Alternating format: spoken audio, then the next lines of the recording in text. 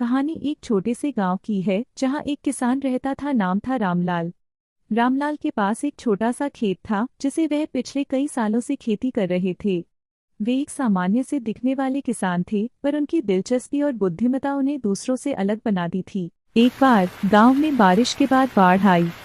सभी किसान परेशान थे क्योंकि उनकी फसलें डूब गई थीं। लेकिन रामलाल ने अपनी सोच और बुद्धिमत्ता से उस समस्या का समाधान निकाला। उन्होंने खेत के ऊपर एक छोटी सी बांध बनाई और पानी को वहां संचित करने लगे। इससे उनकी फसलें बची रहीं और उन्हें कमी का सामना नहीं करना पड़ा। रामलाल ने फिर खेत में सुचारू बारिश के पानी को सिंचने के लिए सोलर पंप लगवाए। यह उनके खेत की उत्पादकता में बड़ी वृद्धि कर दी। उन्होंने गांव के दूसरे किसानों को भी इस तकनीक से अवगत कराया और उनकी मदद की। एक दिन गांव के सरपंच ने रामलाल को सर्वेक्षण के लिए बुलाया।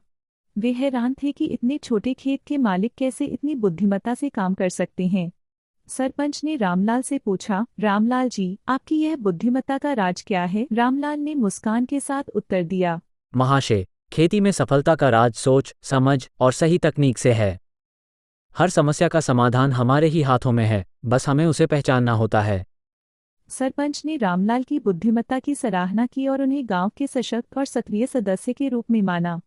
रामलाल की यह कहानी गांव के लोगों के लिए एक प्रेरणा बनी और वे भी नई तकनीकी और सोच के साथ खेती को विकसित करने में आगे बढ़े। ये थी रामलाल की कहानी, जो हमें ये सिखाती है कि समस्याओं का सामना कैसे करना है और नए रास्ते खोजने की क्षमता कैसे विकसित की जाए। उनकी यह प्रेरणादायक कहानी हमें ये भी दिखाती है कि किसान अपनी सोच और उपायों से कैसे अपने खेतों को और अपने समुदाय विकसित कर सकते हैं।